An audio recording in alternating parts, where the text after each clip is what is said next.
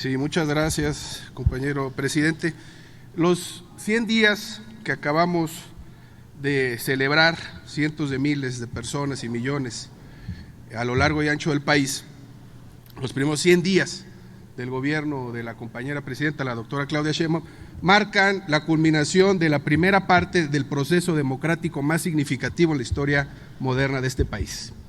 Y lo vamos a enmarcar en clave de representatividad política, porque la reacción cree ubicar un punto de ataque en este proceso legislativo tan robusto, vertiginoso, donde se aprobaron 16 reformas constitucionales y de alguna manera lo quiere poner como si fuera algo malo.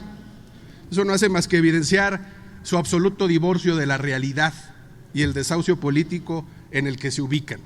Vean ustedes, el periodo ordinario de sesiones, donde de manera conjunta Poder Legislativo y Poder Ejecutivo ha logrado plasmar los anhelos mayoritarios del pueblo, es un ejemplo de representatividad política, honrando el principio constitucional como ningún otro movimiento político lo había hecho en la historia de este país.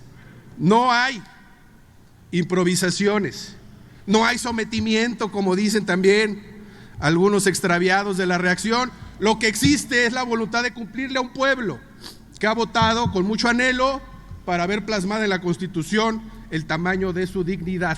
Las 16 reformas constitucionales que nosotros aprobamos en estos 100 primeros días fueron plataforma política, fueron promesa de campaña y fueron programa de gobierno, como nunca lo habíamos visto en este país. ¿O en mérito de qué elemento le podemos otorgar representatividad cuando el PRI y el PAN hacían reformas constitucionales? ¿En mérito de qué elemento le podemos reconocer, aunque sea una pizca de proceso democrático, al pacto contra México? El PRI y el PAN nunca han dicho en campaña lo que van a hacer en gobierno. Nunca le dijeron al pueblo que iban a privatizar los bienes públicos, nunca le dijeron al pueblo que lo iban a traicionar, pero se aliaron, una mayoría, sí, es así, una mayoría constitucional espuria, y la utilizaron para atentar contra el pueblo de México. El contraste es muy claro, y por eso es que nuestra presidenta de la República tiene los índices de aprobación que demuestran todas las encuestas que se han hecho. Pero además tenemos claro entendimiento que si una transformación se detiene, retrocede. Esta transformación es permanente, esta transformación no se va a detener porque es una transformación en marcha y nadie lo entiende mejor que la presidenta de la República. Vamos a la carga, vamos iniciando, y el Plan México que ella ha hecho público el día de ayer es clara muestra de ello. La ley es la expresión de la voluntad general y nadie honra el principio rousseauiano como lo hace esta mayoría transformadora. Y nosotros, en el grupo parlamentario del Partido del Trabajo, nos sentimos muy orgullosos de las cuentas que le estamos dando al pueblo de México. Permítame, está levantando la mano el diputado San Yacen. Sí, ¿Con qué objeto, diputado? Si me permite hacerle una pregunta al diputado. A ver, señor orador, ¿acepta la pregunta? Sí, claro que sí. Ok, tiene 1 minuto para formular su pregunta y el orador tiene 2 minutos para responder. Adelante. Sí, preguntarle, diputado, que en gobiernos anteriores neoliberales, la comparativa del apoyo que se ha dado en este gobierno de Cuarta Transformación a todos los trabajadores. Esa sería mi pregunta, diputado. Sí, por supuesto, y lo menciona también la compañera presidenta en su alocución al pueblo de México hace unos días, en el marco de los 100 días de gobierno, pues es precisamente ese contraste lo que ha generado una identidad colectiva política mayoritaria abrumadora, que es el proceso de la transformación. Ese contraste permanente entre lo que la reacción hizo cuando fue gobierno, la rapiña beoda de Calderón y luego los 6 años de traición institucionalizada de Peña Nieto. Si comparamos eso con los 6 años de Andrés Manuel López Obrador, yo creo que es evidente porque el escenario de la historia es este que tenemos ahorita, porque la reacción en su posición, en su fisonomía casi ya terminal, pues no ubica ni siquiera construir un discurso coherente para oponerse a este proceso democrático. Ellos modificaban la Constitución para traicionar al pueblo.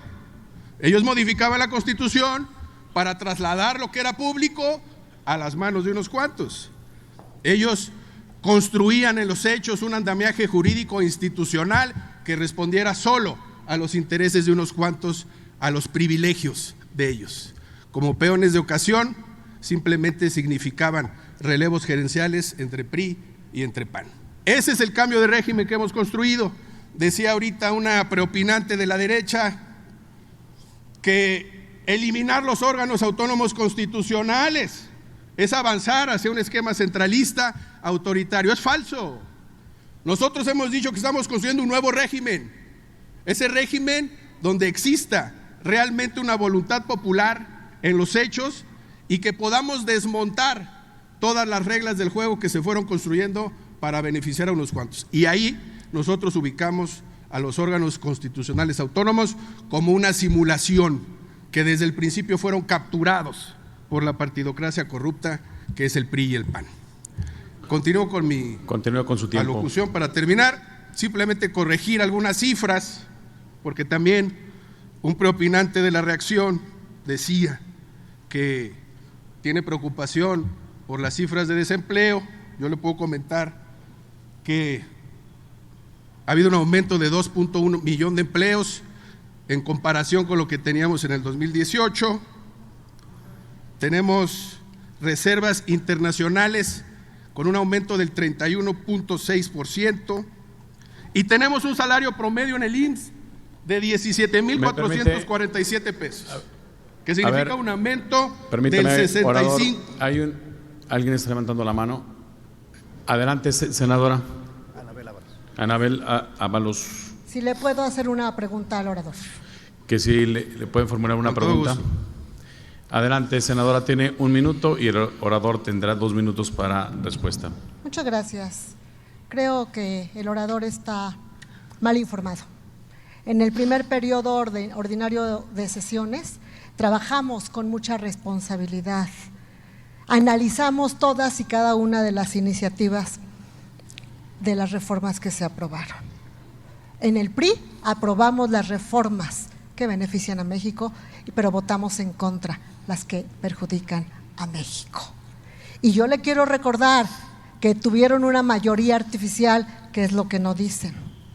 Le quiero pedir que investigue cuántos millones de beneficiarios en programas sociales teníamos hasta el último gobierno del PRI y cuántos han aumentado.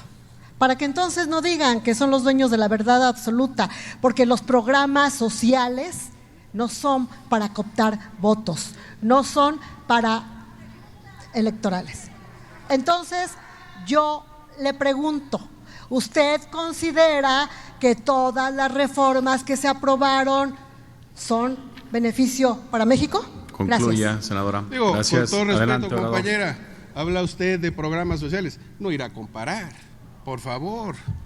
Honestamente, ¿quiere usted comparar los 18 años de tragedia neoliberal, por lo menos los más recientes, con el proceso histórico que está en marcha?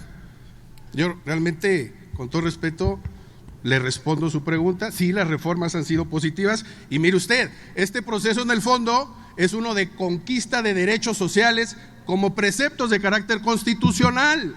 Somos distintos precisamente por eso, porque nosotros le reconocemos, somos un instrumento al servicio del pueblo y lo que honramos es el principio de plasmar en la Constitución lo que son derechos y no programas.